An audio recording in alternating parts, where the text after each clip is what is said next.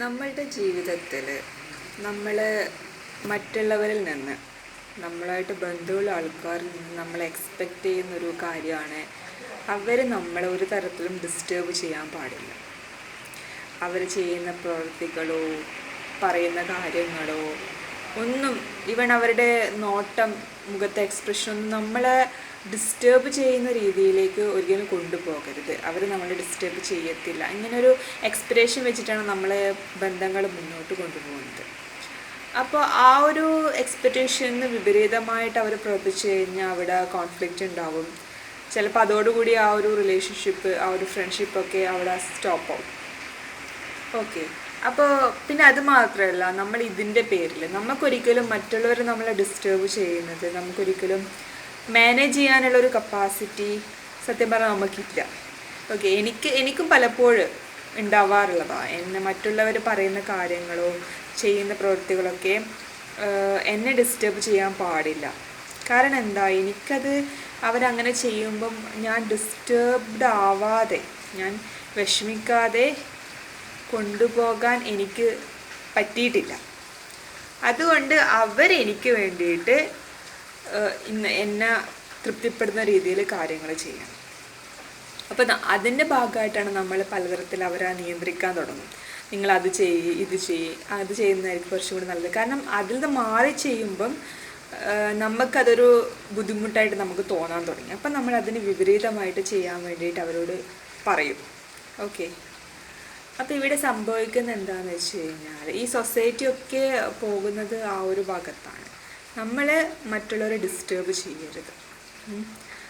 Disturb ചെയ്ത് കഴിഞ്ഞാൽ ആരാണോ ഡിസ്റ്റർബ് ചെയ്യുന്നത് ആ വ്യക്തി കുറ്റക്കാരനാണ്. ഈവൻ ആ വ്യക്തിയുടെ ഉള്ളിൽ എന്ത് കാര്യം ഉണ്ടായിക്കഴിഞ്ഞാലും അത് തുറന്ന് പറയാനുള്ളൊരു സ്വാതന്ത്ര്യമാണ് അവിടെ നഷ്ടപ്പെടുന്നത്. കാരണം ഇത് തുറന്ന് പറയുമ്പം മറ്റുള്ളവരത് കേട്ട് കഴിഞ്ഞാൽ അവർ ഡിസ്റ്റർബ്ഡ് ആണെങ്കിൽ, അവരത് കേട്ടിട്ട് അവർക്ക് എന്തെങ്കിലും ബുദ്ധിമുട്ടുണ്ടായിക്കഴിഞ്ഞാൽ അവരിവരെ കുറ്റപ്പെടുത്തുകയും ഒറ്റപ്പെടുത്തുകയും ഒക്കെ ചെയ്യും.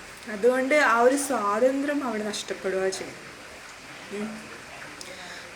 ഇവിടെ നമ്മൾ തിരിച്ചറിയേണ്ട ഒരു കാര്യം, ഇപ്പം എന്നോടൊരാൾ വന്നിട്ട്, ഇപ്പം ഒരു എക്സാമ്പിൾ പറയുകയാണ്, എന്നോടൊരാൾ വന്നിട്ട് ഒരു സെക്സിനെ പറ്റി എന്നോട് സംസാരിക്കുകയാണ്.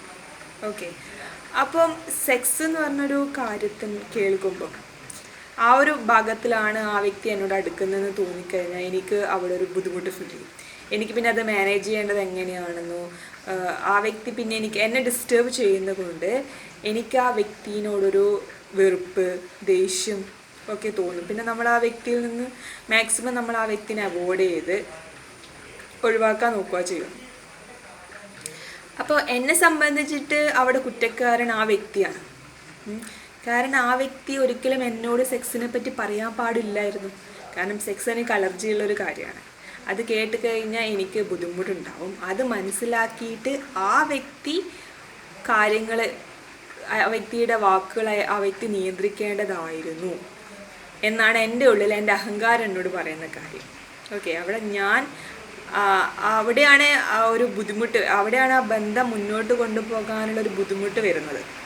പക്ഷെ നമ്മൾ ചിന്തിക്കുന്നില്ല. അതായത് ആ വ്യക്തിയുടെ ഉള്ളിൽ തോന്നിയിട്ടുള്ളൊരു കാര്യം ആ വ്യക്തി ഓപ്പണായിട്ട് എന്നോട് ഷെയർ ചെയ്തു. ഓക്കെ, അത് ചിലപ്പോൾ ഞാനുമായിട്ടുള്ള അടുപ്പത്തിൻ്റെ ബേസിലായിരിക്കാം, എന്തോ വാട്ടെവർ, ചിലപ്പോൾ ആ വ്യക്തിനെ മാനേജ് ചെയ്യാൻ പറ്റിയിട്ടില്ല, എന്തെങ്കിലും ആവട്ടെ, അത് തുറന്ന് പറഞ്ഞു എന്നോട്. പക്ഷെ അവിടെ അത് തെറ്റല്ല. തെറ്റ് എവിടെയാണ് വന്നത്? അത് കേൾക്കുന്ന എനിക്ക് അതിനെ മാനേജ് ചെയ്യാൻ പറ്റിയില്ല. അതായത് എൻ്റെ പക്വതയില്ലായ്മയാണ് അവിടെ എനിക്കൊരു ബുദ്ധിമുട്ടായിട്ട് വരുന്നത്. അങ്ങനൊരു കാര്യം കേൾക്കുമ്പോൾ, ഇപ്പോൾ സെക്സ് ഞാൻ ഒരു എക്സാമ്പിൾ പറഞ്ഞു. ഇപ്പം ചില ആൾക്കാർ നമ്മൾ ചീത്ത വിളിക്കുന്നു, നമ്മളായിട്ട് അടി ഉണ്ടാക്കുന്നു.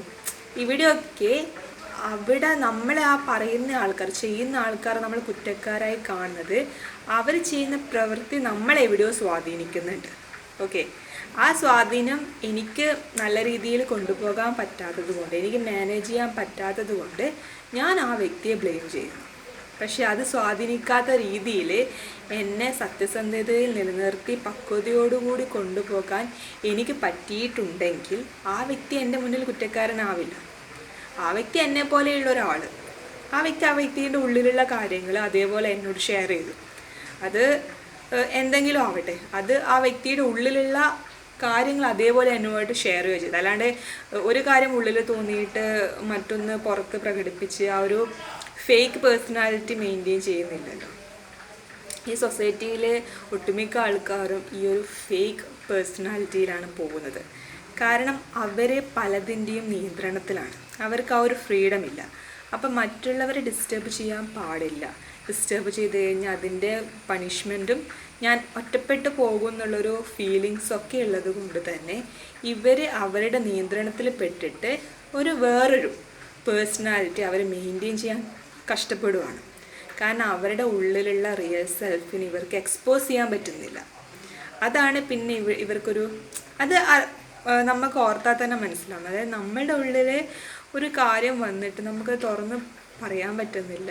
അതിന് മറ്റൊരു കാര്യം നമുക്ക് അഭിനയിച്ച് ജീവിക്കുക എന്ന് പറയുന്നത് അത്ര സുഖമുള്ള കാര്യമല്ലല്ലോ. കാരണം ജീവിതമാണ് ഇത്. സിനിമയിലോ മറ്റോ ആണെങ്കിൽ ആ ഒരു ടൈമിൽ മാത്രം അഭിനയിച്ചാൽ മതി. ഇത് നമ്മുടെ ഹോൾ ലൈഫ് നമ്മൾ അഭിനയിച്ച് ജീവിക്കുക എന്ന് പറയുമ്പം വളരെ ബുദ്ധിമുട്ടുള്ള കാര്യമാണ്. ആ ബുദ്ധിമുട്ടാണ് സ്ട്രെസ്സായിട്ട് മാറുന്നതും പലതരത്തിലുള്ള രോഗങ്ങളാവുന്നതും. ഈ ബന്ധത്തിൽ തന്നെ കുറച്ച് നാൾ കഴിയുമ്പം കോൺഫ്ലിക്റ്റ് ഉണ്ടാവും. പലതും നമ്മൾ പലതും അഡ്ജസ്റ്റ് ചെയ്ത് പോകേണ്ടി വരും. അവിടെ ഫൈറ്റ് ഉണ്ടാവും. അങ്ങനെ കുറേ പ്രശ്നങ്ങളുണ്ടാവും. ചെറിയ ചെറിയ കാര്യങ്ങൾക്ക് നമ്മൾ ഫൈറ്റ് ചെയ്യും. കാരണം ഓൾറെഡി ഉള്ളിൽ ഈ ഒരു ഫ്രീഡം ഇല്ലാത്ത, സ്വാതന്ത്ര്യം ഇല്ലാത്തൊരവസ്ഥ നമ്മുടെ ഉള്ളിൽ കിടക്കുന്നുണ്ട്. അതൊരു ഫ്രസ്ട്രേഷനായിട്ട് നമ്മളുടെ ഉള്ളിലുണ്ട്. അപ്പം അതിനെ ട്രിഗർ ചെയ്യുന്ന രീതിയിൽ എന്തെങ്കിലുമൊക്കെ കുഞ്ഞു കുഞ്ഞു കാര്യങ്ങൾ വരുമ്പോൾ തന്നെ നമ്മൾ പൊട്ടിത്തെറിക്കും. നമുക്ക് ദേഷ്യം ഉണ്ടാവും. മേ ബി നമ്മൾ പൊട്ടിത്തെറിച്ചിട്ടില്ല എങ്കിൽ നമ്മൾ പിന്നെയും ആ ഒരു വികാരത്തിന് നമ്മൾ സപ്രസ് ചെയ്യാം. അപ്പോഴെന്ത് ചെയ്യും? ശരീരത്തിൽ അത് രോഗങ്ങളായിട്ട് വരും.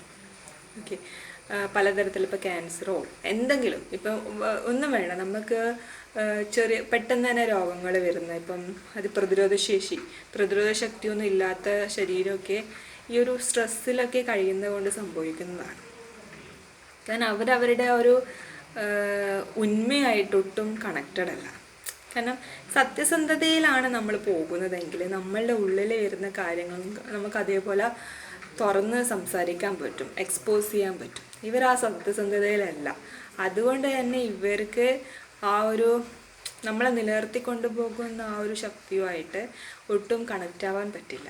അങ്ങനെ അതുമായിട്ട് കണക്റ്റായാൽ മാത്രമേ നമുക്ക് നിലനിന്ന് പോകാൻ പറ്റൂ. നമുക്ക് ആരോഗ്യകരമായിട്ടുള്ള ആശ്വാസകരമായിട്ടുള്ള ഒരു ജീവിതം മുന്നോട്ട് കൊണ്ടുപോകണമെങ്കിൽ നമ്മളുടെ ഉള്ളിലുള്ള ആ ഒരു ഉണ്മയായിട്ട് നമുക്ക് നിരന്തരമായിട്ട് ബന്ധം ഉണ്ടാവണം.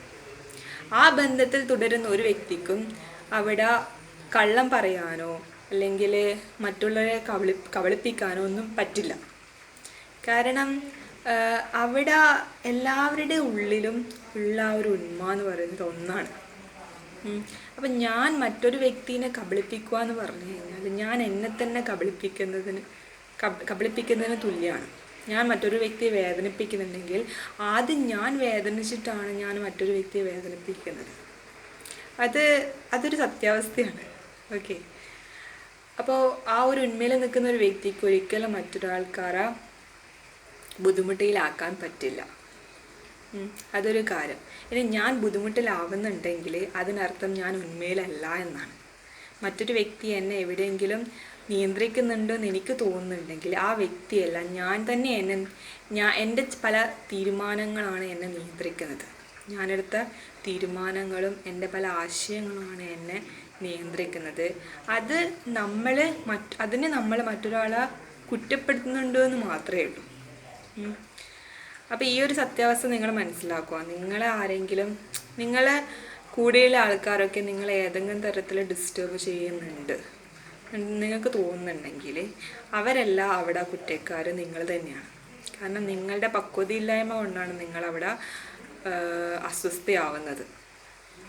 അപ്പോൾ നിങ്ങളുടെ ആ ഒരു പക്വത നിങ്ങൾ നിലനിർത്തി കൊണ്ടുപോവുക, ആ ഒരു കണക്ഷൻ മെയിൻറ്റെയിൻ ചെയ്ത് കൊണ്ടുപോകാം. കണ്ടിന്യൂറ്റിയിൽ തുടർച്ചയിൽ നിന്ന് പോകുമ്പം തന്നെ നമുക്ക് പലതിൻ്റെയും ക്ലാരിറ്റി നമുക്ക് കിട്ടും. നമുക്ക് ആ തിരിച്ചറിവ് കിട്ടുമ്പം ആ മറ്റൊരു വ്യക്തി ചെയ്ത കാര്യങ്ങളൊന്നും നമ്മളെ സ്വാധീനിക്കാത്ത രീതിയിൽ നമ്മളുടെ ഉള്ളിൽ ആ ഒരു സ്ട്രോങ് ഫീലിംഗ് നമുക്ക് വരും.